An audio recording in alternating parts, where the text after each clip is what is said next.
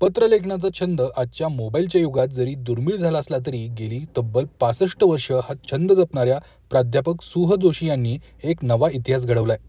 होय, तब्बल 1,00,000 पोस्टकार्ड त्यांनी आपल्या आयुष्यात लिहून पाठवलेत.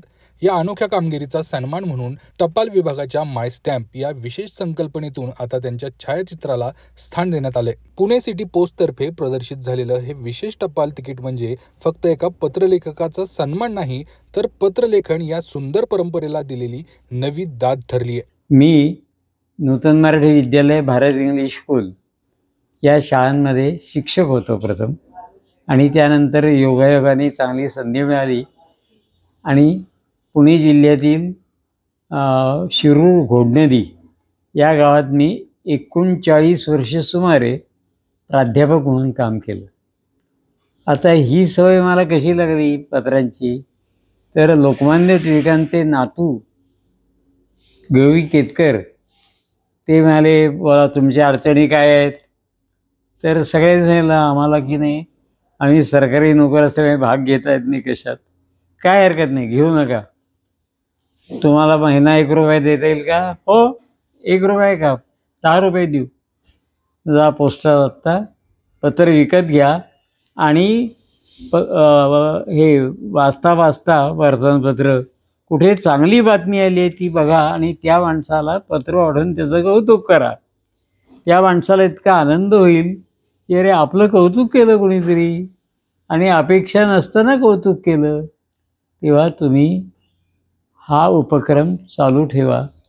एखाद्या माणसाच्या अंगावर शिंतोडी उडवणारे लोक खूप असतील, पण एखाद्याच्या अंगावर चांगला सुगंधी पाणी उडवणारे लोक फार थोडे असतात. म्हणून आपण सुगंधी पाणी उडवूया आणि वाईट पाणी कोणाला उडवायचं नाही. ही स्फूर्ती मला लोकमान्य टिळकांच्या नातवाकडून मिळाली. ही सुमारे 1,00,000च्या आसपास पत्रे आहेत. पण आता मला एखाद्याने विचारलं कुठे आहेत ती, तर पूर्वी घरं लहान होती अतिशय, आता जरा तरी मोठी आहेत. त्यामुळे मग मी पत्र लिहून झाली की ती टाकून द्यायचो किंवा त्या व्यक्तीकडे पोचवायचो. त्यामुळे आत्ता 1,00,000 पत्र दाखवा तर ती दाखवता येणार नाही. पण मी नोंदी सगळ्या ठेवल्या त्या पत्रांच्या. हे एक. आणि दुसरं, जेवढं शक्य आहे तेवढं काम करत राहिलो.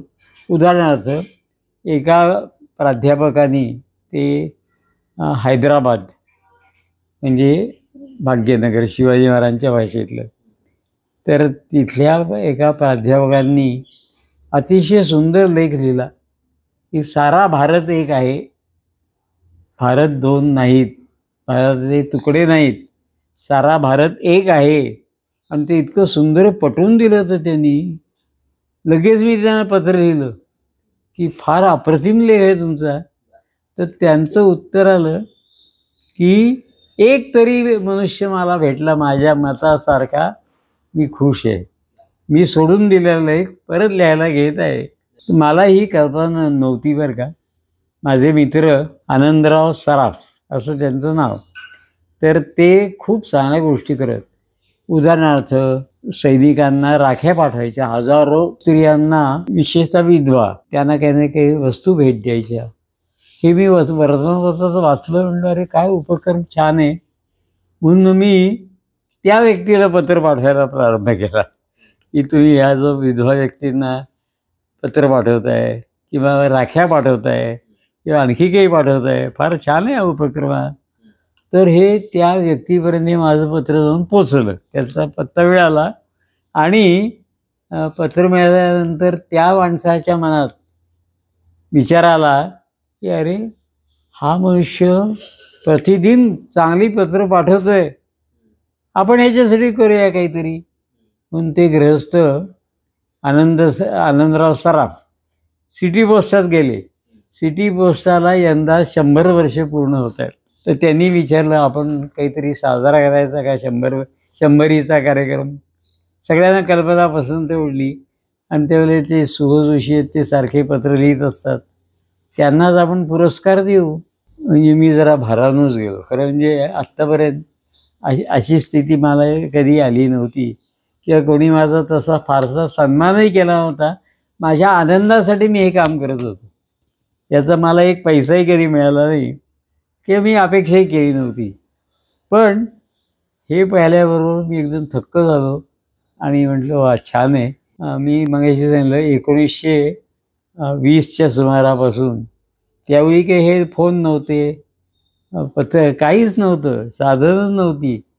आणि स्वस्तात सर्व कोणतं साधन असेल तर पत्र. पत्र 5 नव्या पैशाने मिळायचं. लिहायला 5 मिनटं लागायची, पत्र टाकायला 5 मिनटं लागायची.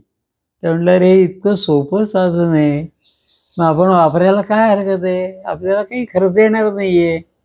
आणि जसजशा मग पुढे सोयी वाढत गेल्या कोणत्या मोबाईल आहे आणखी काही आहे, मग मी हे पत्र थोडी कमी केली पण चालू ठेवली.